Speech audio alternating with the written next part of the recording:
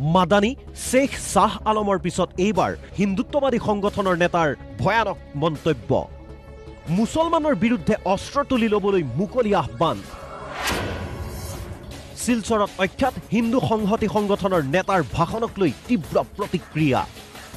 31 ডিসেম্বৰত এনআৰসিৰ প্ৰথমখন খচৰা প্ৰকাশৰ পূৰ্বে ৰাজ্যৰ পৰিস্থিতি অশান্ত কৰি তুলিবলৈ নামি পৰিছে একাংশ কট্টৰ হিন্দুত্ববাদী আৰু মৌলবাদী সংগঠন মাত্ৰ কিছুদিন পূৰ্বে এনআৰসিক লৈ বিতৰ্কিত মন্তব্য কৰি বিপদত পৰিছিল জমিয়ত নেতা আৰছাদ মাদানী আৰু পশ্চিম গোৱালপাৰা সমষ্টিৰ প্ৰাক্তন বিধায়ক শেখ শাহ আলম इंडियन लोगों को अब बेदखल कर देंगे अपने मुल्क से तो आज जलेगा तो है ही आसाम ये थोड़ा ही है कि 50 लाख आदमी बैठ जाएंगे आग लगेगी मरेंगे मारेंगे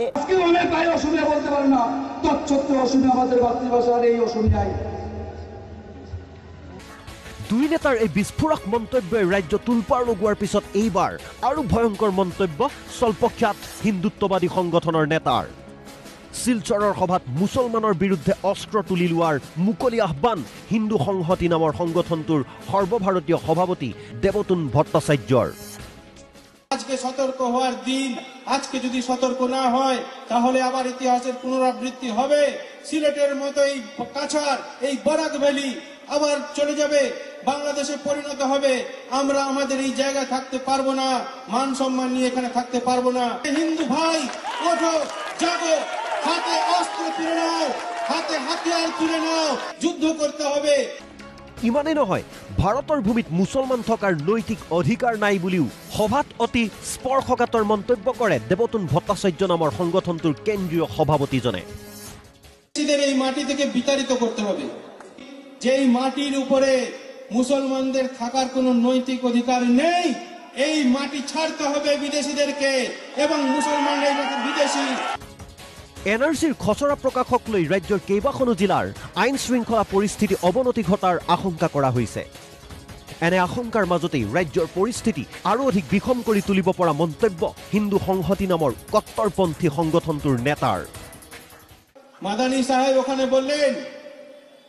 যে যদি মুসলমানদেরকে এই মাটি থেকে তাড়ানোর জন্য প্রক্রিয়া শুরু হয় প্রচেষ্টা শুরু হয় তাহলে 30 লক্ষ মুসলমান চুপচাপ বসে থাকবে না এখানে নাকি বিরাট বড় দাঙ্গা হবে মুসলিম নেতাদেরকে আমি বলে যেতে চাই যে হিন্দু সমাজ হিন্দু যুবকেরা হাতে চুরি করে বসে নেই যদি সেরকম পরিস্থিতি সৃষ্টি করার চেষ্টা তোমরা করো তাহলে সরকারকে কোনো পদক্ষেপ নিতে হবে না তাৎপৰ্যপূৰ্ণভাৱে অবৈধ বাংলাদেশীৰ বিৰুদ্ধে হুংকাৰ দিয়া হিন্দুত্ববাদী নেতা পিছে নৰম হিন্দু বাংলাদেশীৰ বিৰুদ্ধে দুৰ্গা পূজা কৰা কালী পূজা কৰা লোক ভাৰতত বিদেশী হ'বই নোৱাৰে বুলি যুক্তি বিতৰ্কিত নেতাৰ মুছলমানৰ আগ্ৰাসন ৰুধিবলৈ হিন্দুৰ সংখ্যা বঢ়াবলৈও আহ্বান এনে নেতাৰ যারা দুর্গা পুজো করে যারা কালী পুজো করে যারা ভগবান শ্রীকৃষ্ণের কীর্তন করে তারা কখনো ভারতের বিদেশী হতে পারে না বরপেটা গোয়ালপাড়া নগাঁও মরিগাঁও তোমাদের কাছাড়ের জেলা মোট 9টা জেলাতে হিন্দু সংখ্যালঘু হয়ে গিয়েছে মুসলিম সংখ্যাগরিষ্ঠ হয়ে গেছে কেন মেনে নেব মুসলমানদের জন্য আলাদা দেশ দেওয়ার পরেও আমার একের পর এক এলাকাতে ওরা সংখ্যাগরিষ্ঠ হয়ে যাবে আমি কেন মেনে নেব দিল্লীৰ জমিয়ত নেতাৰ বিতৰ্কিত মন্তব্যৰ পাছতেই আৰছাদ মাদানীৰ লগতে ৰাজ্যৰ কেইবাগৰাকী আগশাৰীৰ বুদ্ধিজীৱীৰ বিৰুদ্ধেও তাৎক্ষণিক তৎপৰতা দেখুৱাইছিল অসম আৰক্ষীয়ে তেনে ক্ষেত্ৰত এনআৰসিৰ খচৰা প্ৰকাশৰ পূৰ্বে এনে স্পৰ্শকাতৰ পৰিস্থিতিত কট্টৰপন্থী হিন্দুত্ববাদী সংগঠনৰ নেতাৰ এই ভয়ংকৰ মন্তব্যৰ বিৰুদ্ধে ব্যৱস্থা ল'বনে অসম আৰক্ষীয়ে প্ৰথম বৰ্ষপূৰ্তি পালনৰ আছিলালৈ হিন্দুত্ববাদী সংগঠনৰ নেতাৰ এনে বক্তব্যই ৰাজ্য অস্থিৰ কৰি তুলিলে কোনে দায়িত্ব ল'ব ভয়ংকৰ বক্তব্যৰে অসম উত্তাল কৰিব খোজা এনে নেতাক শীঘ্ৰেই গ্ৰেপ্তাৰ কৰাৰ দাবী তুলিছে ৰাজ্যৰ সচেতন নাগৰিকে